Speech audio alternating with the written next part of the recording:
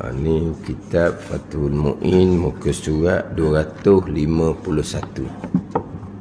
Muka surat 251 bagi atas sekali.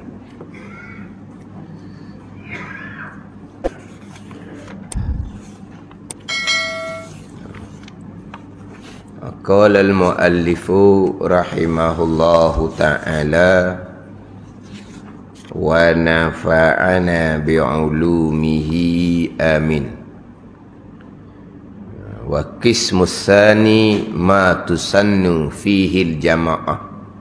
Terjemahan dia, bahagian kedua daripada dua bahagian, iaitu solat sunnah, sembahyang sunat, yang dalam pelaksanaannya disunnahkan dengan berjemaah. Sembahyang sunat yang disunatkan berjemaah. Ini bahagian kedua daripada dua bahagian. Bahagian pertama dahulunya sembahyang sunat yang tidak disunatkan berjemaah. Sembahyang sunat yang tidak disunatkan berjemaah. Jadi saya dak bawa pembicaraan permulaan sembahyang sunat tu. Sebab berapa tu? Dimulai dengan sembahyang sunat rawatib, bukan gitu? Sembahyang sunat rawatib, kemudian sembahyang sunat witir, sembahyang sunat duha, sembahyang sunat duha, sembahyang sunat Isra'. Tidak ada dalam kitab ni, sebab dalam kitab ni dipakai pandangan Imam Nawawi, yang mana sembahyang sunat Isra' itulah sembahyang sunat duha. Adapun pandangan Imam Ghazali, sembahyang sunat duha lain, sembahyang sunat Isra' lain. Kemudian sembahyang sunat tahiyatul masjid dalam kitab kita ni. Panjang sedikitnya sembahyang sunat rawatib lah. Dia bicara permulaan sembahyang sunat rawatib, sembahyang sunat yang tidak disunatkan berjemaah. Kemudian didatangkan hikmah, disyariatkan ibadah sunat, termasuk sembahyang sunat, puasa sunat, kemudian sedekah yang sunat, sedekah yang wajib itu zakat, kemudian haji umrah yang sunat. Apakah hikmah disyariatkan amalan-amalan yang sunat? Hikmahnya amalan sunat akan menampal kekurangan di dalam ibadah fardu kita, menampal kekurangan dalam ibadah fardu kita. Tapi kena faham boleh dah kita Fathul Mu'in ni, menampal fil akhirah la fid dunya. Itu kena ingat baik. Saya tak bawa tu. Ustaz berapa ni? Ustaz berapa hak permulaan bicara tajuk dia sembahyang sunat tu. Sembahyang sunat Ustaz apa? 233. 233, tajuk dia faslun fi salatin nafli, fasal pada menyatakan sembahyang sunat. Maka didatangkan hikmah, di antara hikmah disyariatkan amal-amal yang sunat ini adalah untuk menyempurnakan kekurangan amal fardu, untuk menyempurnakan kekurangan amal fardu, dan juga untuk menampung ataupun mendirikan amal fardu kita yang kurang fil akhirah la fid dunya. Itu dalam kitab Fathul Mu'in kita. Mana amal sunat ni akan berdiri di tempat amal fardu. Amal sunat ni akan berdiri di tempat amal fardu yang kita tinggalkan. Fil akhirah la fid dunya. Adapun atas dunia, amal fardu yang kita tinggalkan, kita wajib kena qadakan di dunia. Amal sunat tidak akan berdiri, tidak akan menempati di amal fardu di ketika kita di dunia. Pada ni kita ada tinggal amal fardu. Adakah amal sunat kita pergi pada sembahyang? Kita ada tinggal sembahyang fardu. Adakah sembahyang sunat boleh menempati di tempat sembahyang fardu? Tidak boleh. Pada menempati dah panggil tau. Boleh menempati, boleh berdiri di tempat solat fardu yang tertinggalkan. Tak boleh. Di dunia, hak tu wajib kita qada kan. Hanya boleh menempati amal semai fardu yang tertinggalkan dengan semai sunat fil akhirah, di hari akhirah, bukan atas dunia. Apa maksudnya? Ketika kita di dunia, kita qada. Tapi sebelum kita nak qada, kita ijtihad terlebih dahulu. Jadi dalam kitab Fathul Mu'in, di awal pembicaraan, dan kitab Fathul Mu'in membicarakan berkaitan dengan mereka yang wajib sembahyang, orang Islam yang baligh, yang berakal, yang suci dari haid dan nifas. Orang Islam yang berkewajipan solat.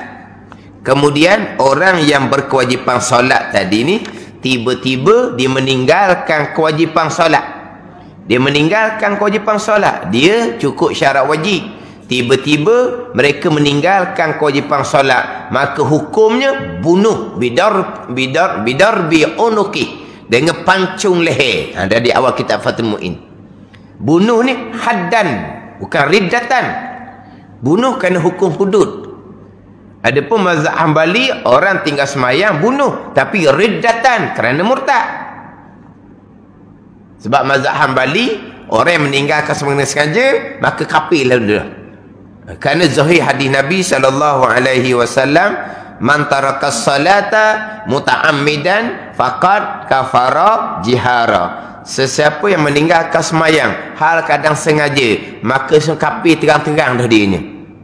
Kemudian muta'ammidan, sengaja ni termasuk pada masa sakit. Dia panggil sengaja juga, kafir juga. Jadi mazhab Hambali kafir agama. Mazhab Syafi'i dan jumhur mazhab yang lain kafir nikmat. Kan tak ni? Jadi mazhab Hambali orang tengah sembahyang hukumnya pancung. Tapi bukan haddan, tetapi riddatan kerana murtad. Maka orang murtad ni jenazahnya haram dimandikan, haram dikapang, disemai, dikebumikan di perkuburan orang Islam. Kambuhlah mana-mana pun. Ada pun mazhab Syafi'i, orang tengah semayang dibunuh, tapi haddan kerana hukum hudud, masih dihukumkan sebagai orang Islam. Bunuh ni bidar bi unuki, dengan pancung leher. Ada ni. Tapi orang ni jangan salah faham pula. Ada orang ceramah, dia kata mujur juga, dia kata mujur ke mana? Hukum Allah tidak terlaksana di negara kita. Kenapa? Kalau hukum Allah terlaksana di negara kita ni, habis anak muda kampung kita kena bunuh, kena pancung. Sebab apa ramai orang muda kita tinggal semayang? Oh, dia mana apa tu? Dia negatif. Apa panggil? Bunyi kata hukum agama ni nampak macam nak bunuh orang. Gitu lah. Macam nak kat tangan orang. Tu. Mana apa tu? Maknanya racun penjajah tu tak hilang lagi. Tak sembuh lagi.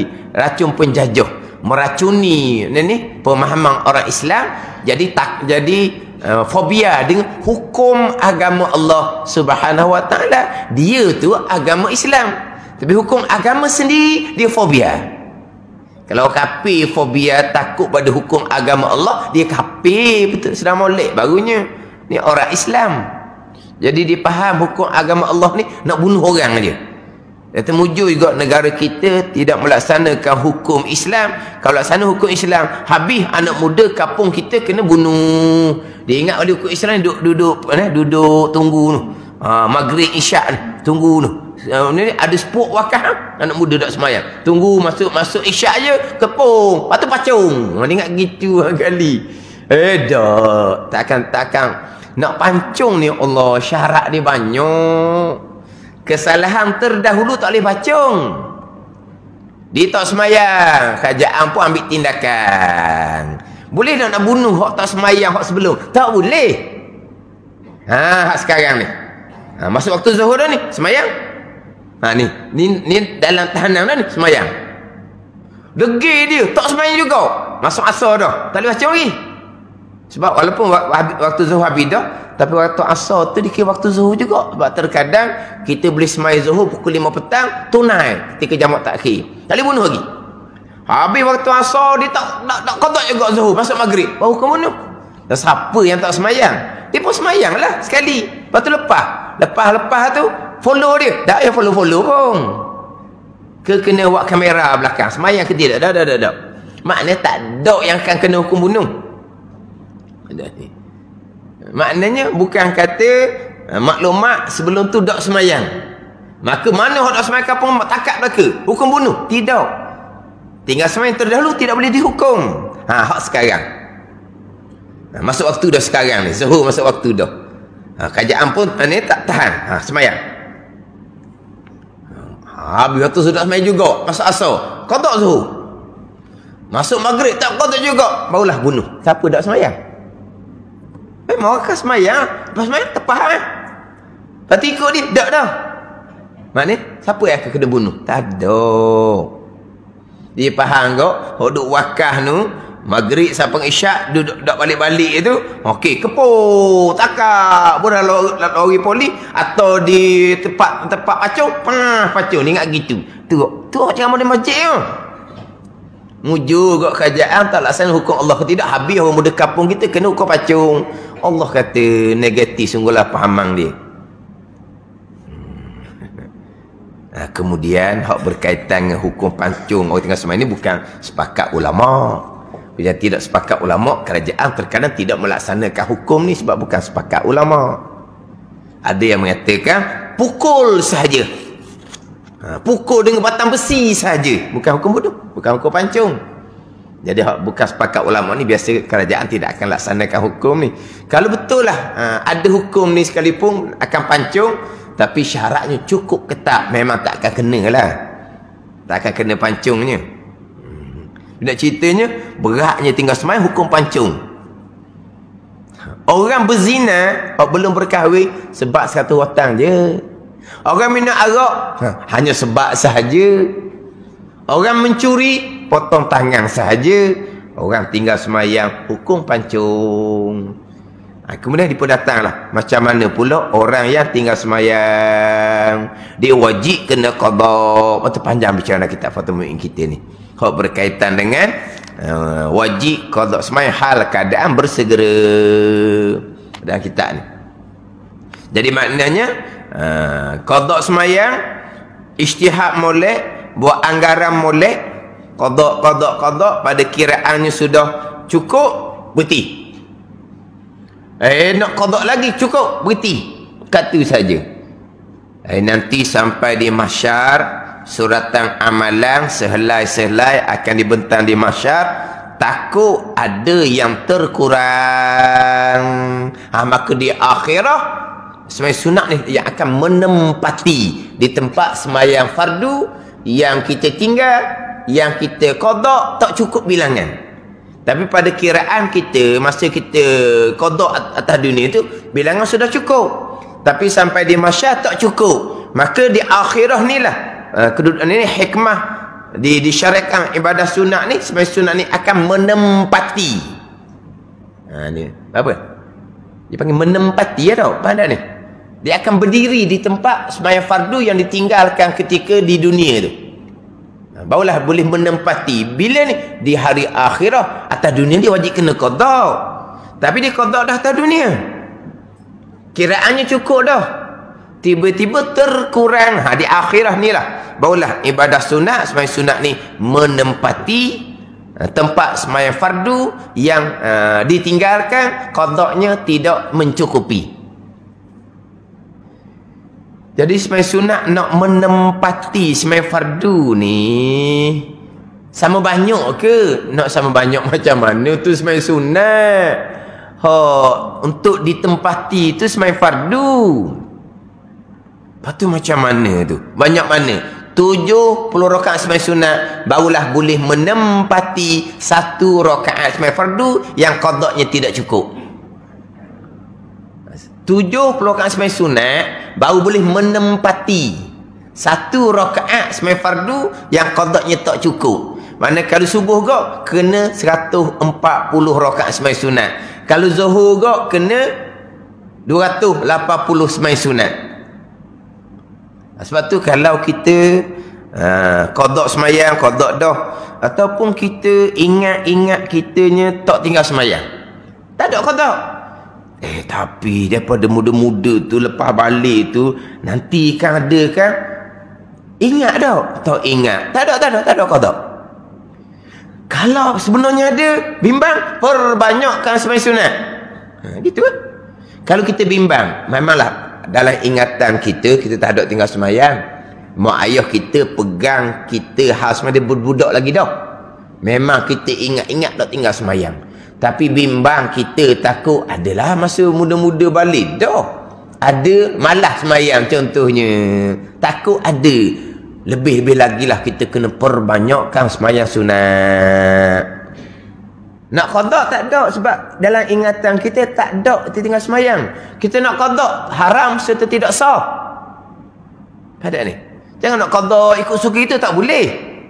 Tak ada lah. Tapi takut kita nanti sampai masyarakat ada, itulah peranan sembahyang sunat pula. Di hari akhirat, atas dunia kita, anggaran kita tak ada tinggal.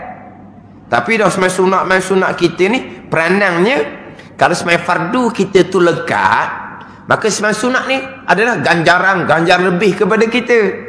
Tapi kalau fardunya tak cukup, nak dapat ganjaran lebih macam mana? Hak fardu pun tak cukup. Maka sembahyang sunat ni lah yang akan menempati hak fardu yang kita tertinggal, yang kita tak ingat langsung hak kita tinggal. Sebab tu kalau, ni biasa orang tua-tua tanya, Ustaz, sebab saya memang tak ada tinggal sembahyang. Tapi tak ada nak kata kau, Ustaz, masa-masa muda-muda tu, ada takut, aku ada tinggal, ada ke tak? Tak ada lah. Ada ustaz mengajar, dia kata kalau kita qada juga, kalau tak ada boleh pahala sunat. Bukan gitu, salah faham gitu. Orang tak mengajar gitu, dia salah faham. Hak jadi sunat ni kita qada mengikut anggaran kita, tapi sebenarnya di ilmu Allah hak kita qada tu sudah terlebih. Hak terlebih tu boleh pahala sunat. Gitu. Bukan sengaja qada dalam keadaan diingatan kita tidak ada sembahyang ditinggalkan. Kalau sengaja qada dalam keadaan dalam ingatan kita tak ada sembahyang ditinggalkan, hak qada kita tu haram serta tidak sah. Hak jadi boleh pahala sunat, hak terlebih di anggaran kita, ngam-ngam lah kita kata terlebih. Terlebih tu boleh pahala sunat. Ada ni.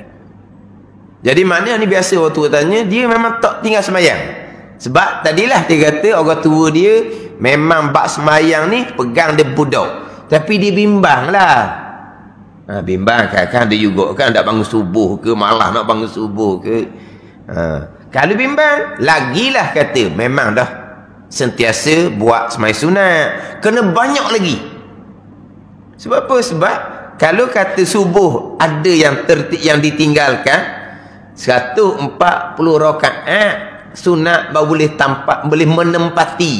boleh menempati satu kefarduan subuh yang kita tinggalkan. Kalau tarawih Ramadan, kalau 8 rakaat, 8 kali 3, baru 240 rakaat tak? 8 kali 3, 240 rakaat.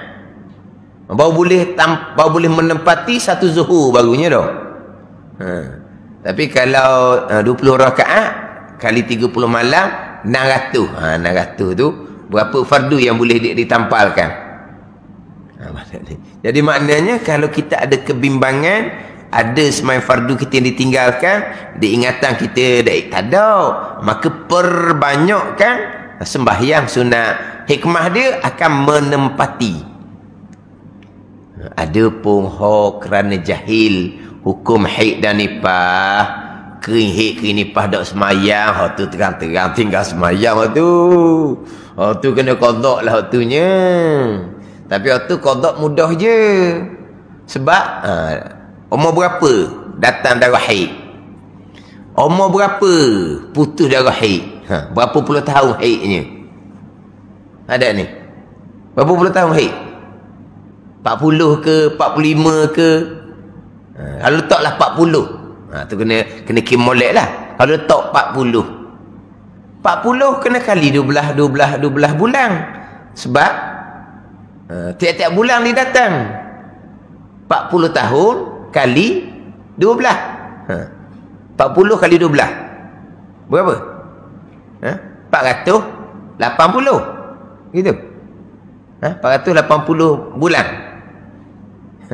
Orang kita dah anda nak ngira dah, dia kena buat keluar telefon. Tak anda nak kira. Boleh betul tak? 40 tahun kali 12 bulan. Jadi 480. Mana 500 kita kata. 500. Pesen dia dah kalau kering, dia akan tunggu satu waktu. Ditinggalkan satu waktu dengan sengaja. Mana apa tu? 500 waktu. Maka tak 500 waktu tu? Gitu lah. Dah ustaz, bukan satu waktu yang saya tinggalkan lepas kering. Saya biasa sehari. Allah, sehari 500 hari lah. 500 hari kali 5 waktu semayang kau. 2,500 semayang fardu lah kena qada. Pada ni. Saya jumpa dah. Ustaz saya memang sehari. Hari ni kering, esok mandi baru semayang. Hari ni kering, esok mandi baru semayang. Itulah daripada muda sampailah kepada putus hid. Tu beratlah kita kena qada tu. Atau belum kira lagi kering nipah. Nipah 35 kering dah. 30 kering dah. Tunggu 40. Tu siaplah tu. Tu pasal lain pula. Tu jahil orang panggil. Tu memang tinggal semayang. Tu kena qada. Tidak boleh menempati atas dunia ni. Di hari akhir barulah menempati. Tapi macam cerita tadinya, diingatan dia tidak ada. Semayang ditinggalkan. Tapi dia main duk bimbang. Takut ada yang tertinggal. Perbanyakkan semayang sunat. Hikmahnya semayang sunat yang kita lakukan tu akan menempati semayang fardu. Yang kita tinggalkan atas dunia yang kita tak ingat langsung. Atau bicara hak berkaitan dengan hikmah disyariatkan ibadah sunat. Hak bicara dalam kitab kita ni hak berkaitan dengan sembahyang sunat. Kemudian sembahyang sunat ni datangkan dua bahagi. Sembahyang sunat yang tidak disunatkan berjemaah, dan bahagian kedua sembahyang sunat yang disunatkan berjemaah. Sembahyang sunat yang disunatkan berjemaah. Yang tidak disunatkan berjemaah termasuk sembahyang sunat hajah. Yang tidak disunatkan berjemaah termasuk sembahyang sunat tasbih. Itu di antara sembahyang sunat yang tidak disunatkan berjemaah. Tiba-tiba sembahyang solat hajah, sembahyang solat tasbih didirikan secara berjemaah. Sepakat ulama tidak makruh. Cuma khilaf ulama oleh kerana tidak dituntut berjemaah ketika solat hajah, solat tasbih, tiba-tiba dibuat berjemaah. Dapat tak fadilat berjemaah? Tu khilaf. Ada kata tak dapat lah sebab tidak disuruh berjemaah pun. Ada kata dapat walaupun tidak disuruh solat berjemaah. Ada pan mengatakan tak dapat fadilat berjemaah, tapi dapat fadilat rabti, dia panggil. Dapat fadilat ikatan antara kita sebagai makmum dengan seorang imam. Kalau fadilat berjemaah 27, fadilat rabtinya banyak mana? Serah kepada Allah Subhanahu wa taala. Cuma biasanya solat hajah didirikan dalam keadaan berjemaah, dikiaskan atas sembahyang istisqa. Sebab sembahyang istisqa berbentuk hajah sebab kemarau, hujan tidak turun, kita memerlukan air, maka disunatkan solat istisqa. Hak tu memang Nabi buat dalam keadaan berjemaah. Jadi sembahyang istisqa ni pun berbentuk hajah, hajah kepada air. Jadi sembahyang sunat hajah yang lain disunatkan berjemaah juga, kias kepada sembahyang sunat istisqa. Ada ni. Waktu kebanyakan tok guru dia akan solat hajah dalam keadaan berjemaah. Tapi kadang-kadang adalah segelintir. Dia kata buat berjemaah apa dia kata? Dia pun sembahyang seorang belakang. Tu selapih orang panggil. Kan sembahyang sunat hajah termasuk sembahyang sunat yang tidak dituntut berjemaah. Betul. Tapi kalau buat berjemaah tidak makruh, tu tetap dah. Ada ni. Sebagaimana Ibnu Abbas radhiyallahu anhuma itulah. Hak berjemaah di belakang Nabi solat sunat malam tu. Mana ada dituntut berjemaah solat sunat malam. Tapi Ibnu Abbas solat berjemaah di belakang Nabi. Cuma duduk belah kiri. Hak Nabi pusing letak belah kanan. Tapi itu solat sunat yang tidak dituntut berjemaah. Tapi turut belakang Nabi tak larang pun. Ada ni. Ada pun sembahyang sunat tasbih tu memanglah orang kita ni buat berjemaah. Sebab apa? Dikira macam mudah buat jadi apa, selari gitu dah. Ke ada buat sembahyang sunat tasbih suku-suku. Seorang tengok hok mana sudah awal. Dah buat suku-suku, buat seorang-seorang tengok. Hok sunat tasbih ni lah. Buat seorang-seorang tengok mana hok sudah awal. Dibuat berjemaah, biasanya gitulah. Tidak dituntut berjemaah, buat berjemaah. Yang pertama tidak makruh. Yang khilaf dapat dak pahala berjemaah. Kita buat berjemaah, kita pakailah pandangan dapat pahala berjemaah. Gitu sudahlah.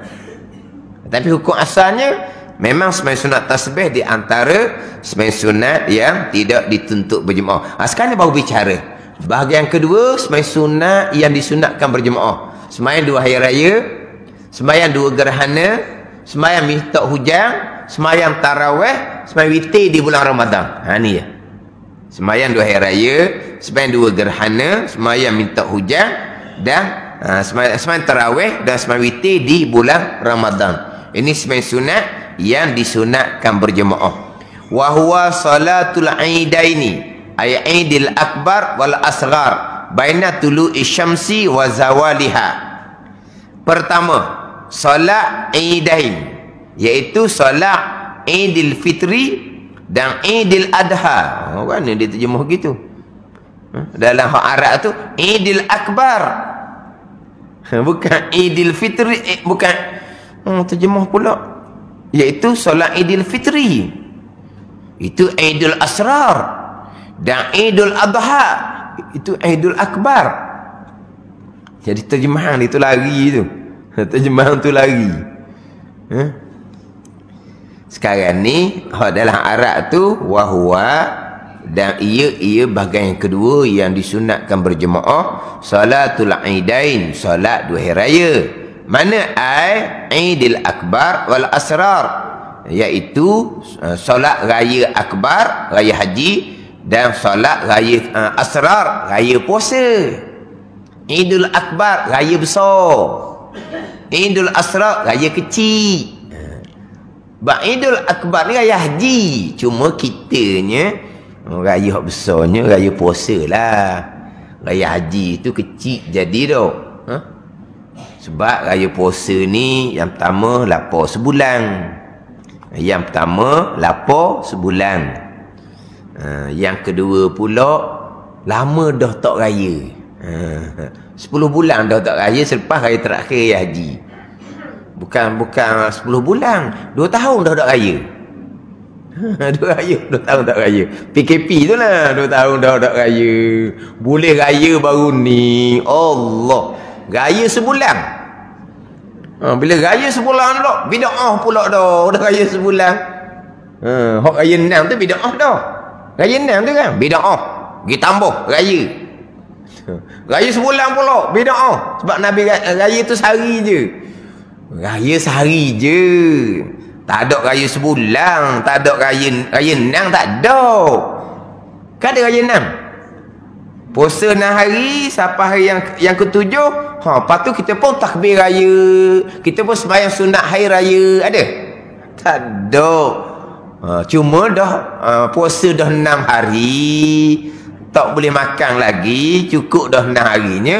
Kita raya. Gitu je lah. Bukan raya syarak tu, bukan. Sebut kata raya kok bid'ah lah dah. Bid'ah lah kalau cukup 6 hari dia sembahyang sunat raya pagi tu. Sembahyang sunat raya apa pula ni? Sembahyang sunat raya 6 lah pula. Tu pun bid'ah sungguh. Ni sebut kata raya pun bid'ah dah. Jadi kita ni sebab raya haji ni dekat dengan raya puasa. Jadi raya puasa ni kita nak habis duit banyak dah. Orang Melayu kita memang dia mewah raya puasa. Asal raya puasa tak ada. Dia duit-duit ni raya haji untuk menyertai ibadah korban. Kita pergi mewah raya puasa, segala-gala tukar. Masuk raya haji nak menyertai ibadah korban tak mampu. Tak mampu dah.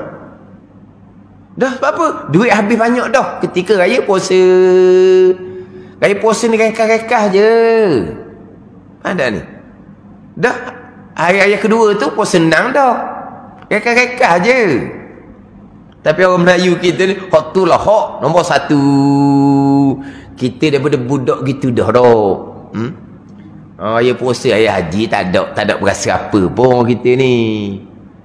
Jadi oleh kerana kita duit banyak, duit ada tu kita banyak perhabis ketika raya puasa, jadi kita pun tak mampu untuk menyertai ibadah korban ketika raya haji Idul Akbar, raya besar.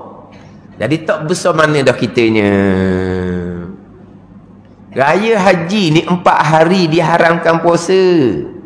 Raya puasa 1 hari saja. Kita raya-raya ni, kita bukan disunatkan pakai baju baru. Kita disunatkan pakai baju yang paling baru ada. Bukan baju baru tu. Makna hak baju-baju kita pakai. Hak mana ke hak paling baru? Hak yang kita pakai. Bukan kata mesti baju baru hak baru beli, tak. Cuma gitulah kita ni beli baju baru sekali setahun. Contohnya kita beli pada hari raya, gitu je. Tak ada salah pun. Sebab kok mana pun kita ke anak-anak kita ke kena ada baju baru. Sebab ada ketika-ketika nak ke mana-mana. Jadi kita biasanya beli baju baru ni ketika nak sambut raya puasa. Cuma terkadang kita ni berlebihan. Tapi kalau berlebihan, bukan kata membazir tu, tidaklah. Tak ada membazir. Tapi dia guna duit yang banyak. Akhirnya ketika raya haji tak mampu nak menyertai ibadah korban. Hak rugi situ. Hak ruginya situ. Dah. Hak baju tu tak banyak mana. Habis atas rumah tu tukar belaka. Ni. Jadi raya puasa tu jadi raya besar. Raya puasa raya kecil, raya besarnya adalah raya haji Idul Akbar. Yang mana semua 2 hari raya ni adalah khususiah kepada ummah Nabi sallallahu alaihi wasallam. Termasuk sembahyang gerhana pun khususiah kepada ummah Nabi sallallahu alaihi wasallam. Kemudian sembahyang istisqa pun khususiah kepada ummah Nabi sallallahu alaihi wasallam. Kemudian sembahyang raya ni permulaan Nabi sembahyang raya adalah pada tahun yang kedua hijrah. Pada tahun yang kedua hijrah. Kemudian dalam i'anah ni dinyatakan berterang sembahyang raya haji lebih afdal daripada sembahyang raya puasa. Sebab apa? Sebab sembahyang raya haji ni perintahnya perintah ayat Al-Quran, fasalli li rabbika wanhar. Fasalli, dan sembahyang oleh kamu akan Tuhan kamu, iaitu sembahyang raya haji. Wanhar, dan sembelih korbanlah oleh kamu. Dari sembahyang raya haji lah sembahyang hak lebih afdal daripada sembahyang raya puasa. Dan sembahyang raya haji lah hak sembahyang yang paling afdal sekali di antara sembahyang sunat dalam mazhab Syafi'i kita. Dalam mazhab Syafi'i kita, sembahyang paling afdal Idul Akbar, sembahyang Idul Akbar lah. Sembahyang raya haji, sembahyang raya puasa, sembahyang gerhana matahari, sembahyang gerhana bulan, sembahyang istisqa, sembahyang witir, sembahyang ni sembahyang witir, kemudian sembahyang rawatib qabliyah subuh, kemudian rawatib sembahyang fardu yang lain, kalau ikut tertib dalam mazhab Syafi'i kita lah. Sembahyang raya haji, kemudian raya puasa, kemudian sembahyang gerhana matahari, kemudian gerhana bulan, kemudian sembahyang istisqa, kemudian sembahyang witir. Sembahyang witir khilaf pada wajib, mazhab Hanafi wajib. Kemudian sembahyang qabliyah subuh yang juga khilaf pada wajib. Boleh pergi pada rawatib yang lain. Dan termasuk sembahyang 2 hari raya ni pun khilaf pada wajib juga. Sembahyang 2 hari raya. Jadi sembahyang 2 hari ni sembahyang paling afdal, terutama sekali sembahyang raya haji. Waktu penunaiannya di antara terbit matahari sampai memasuki belahan langit barat. Terbit matahari sehingga gelincir matahari. Terbit matahari sehingga gelincir matahari.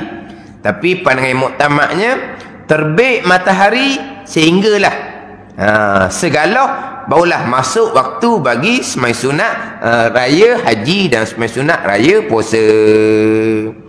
Jadi sembahyang sunat raya haji raya puasa ni pun sama dengan sembahyang sunat duha. Naik matahari segala sampailah kepada waktu zuhur. Dan kita ni terbit matahari, bukan tunggu matahari segala. Ini hak pandangan muktamad. Pandangan taif menyatakan bahawa terbit matahari belum masuk lagi waktu bagi sembahyang duha raya, kena tunggu matahari segala, sama dengan masuknya waktu sembahyang sunat duha. Jadi pandangan muktamad, terbit je matahari, masuklah waktu sembahyang duha raya, cuma disunatkan kita tunggu selepas daripada naik matahari segala. Sebab pandangan ta'in dalam mazhab Syafi'i, terbit matahari belum lagi masuk waktu untuk sembahyang sunat hari raya, kena tunggu naik matahari segala, barulah masuk waktu bagi sembahyang sunat duha hari raya, sama dengan masuk waktu bagi sembahyang sunat duha. Wahiyya rak'atani. Wallahu a'lam. Bismillahirrahmanirrahim. Alhamdulillahirabbil alamin, wassalatu wassalamu ala sayyidil mursalin wa ala alihi wa sahbihi ajma'in. Allahumma ftah alaina futuhal arifin. Allahumma allimna ilma akdamin wa fahimna famas sabiqin warzuqna ruqat talibin. Allahumma zidna ilma wa alhiqna bis salihin. Wa sallallahu ala sayyidina Muhammadin wa ala alihi wa sahbihi wa sallam. Walhamdulillahi rabbil alamin.